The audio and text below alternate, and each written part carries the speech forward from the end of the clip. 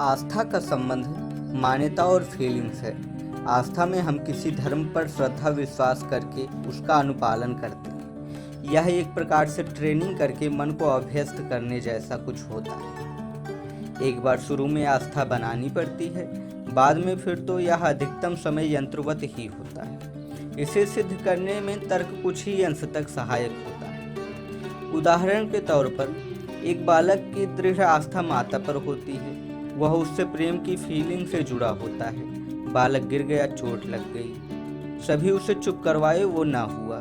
माता आई, गोद में उठाया, प्यार से पुचकारा और अपने पल्लू से घाव पोंछा, बच्चा चुप हो गया। अब तर्क से यह कैसे सिद्ध करोगे और कौन सा विज्ञान रिसर्च उपयोग में लाओगे कि माता की पुचकार में कौन सी मेडिसिन थी, माता के पल्लू में कौन सी दवा लगी थी जो बच्चा चुप हो गया? क्या वो ही माता वाली साड़ी पड़ोसी स्त्री को पहनाकर वैसा ही नाटक करने को कहा जाता तो बच्चा चुप हो जाता? नहीं न। मनुष्य जिस चीज पर आस्था और विश्वास कर लेता है वैसा ही उसके साथ घटित होने लगता है। यह सिद्ध करने के लिए वैज्ञानिकों ने एक प्रयोग किया। एक कैदी के समक्ष नाटक किया गया कि उसे जहरीले सर्प के दंश से मृत्युदंड दिया जाएगा।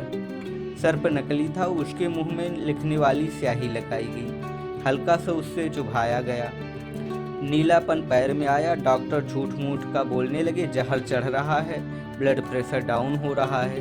काउंटडाउन 2 घंटे का लगा दिया गया।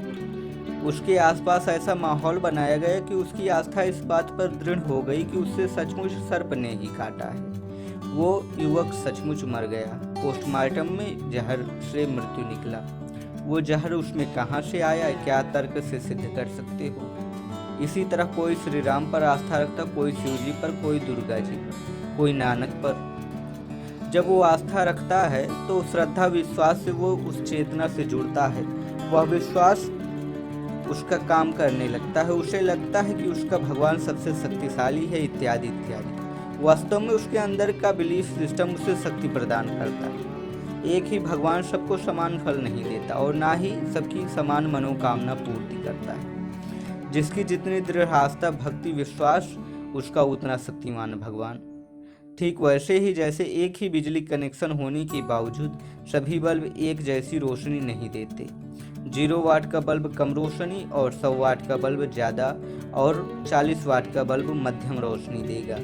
इसी तरह भगवान के बिजली कनेक्शन भक्त की भक्ति की शक्ति के वाट का संबंध है। इसी बात को विस्तार से युग ऋषि पंडित श्री राम शर्मा आचार्य जी ने अपनी पुस्तक अध्यात्म विद्या का प्रवेश द्वार में समझाया। भगवान की शक्ति वास्तव में भक्त की भक्ति और आस्था तय करती है। जिसकी जितनी बड़ी भक्ति आस्था, उसका उतना ही शक्तिमान भगवान। वास्तव में भगवान या शक्ति का नामकरण इंसान ने किया है, भगवान ने नहीं किया है। पानी को कोई जल बोलकर पिए या वाटर बोलकर या पानी बोलकर पिए, इससे पानी को कोई फर्क नहीं पड़ेगा और वो पीने वाले को समान लाभ देगा, प्यास बुझाएगा। इसी तरह उस परम शक्ति को भगवान राम बोलकर पूजो या गुरु नानक बोलकर पूजो या गौतम बुद्ध बोलकर पूजो। नाम बदलने से काम नहीं बदलेगा। जो आस्था विश्वास रखेगा उसे वो स्वयं के भीतर ही पाएगा, लाभान्वित होगा। जिस प्रकार प्रेम, क्रोध, घृणा इत्यादि भावनाओं को देखने या तौलने का कोई मशीन हमारे पास नहीं, इसी तरह भक्ति आस्था को भी देखा या तौला नहीं जा सकता, केवल महसूस किया जा सकता है।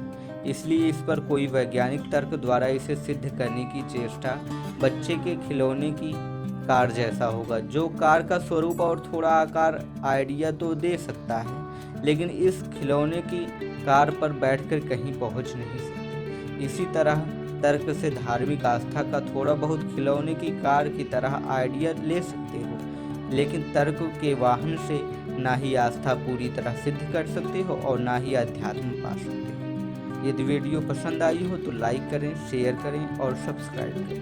धन्यवाद।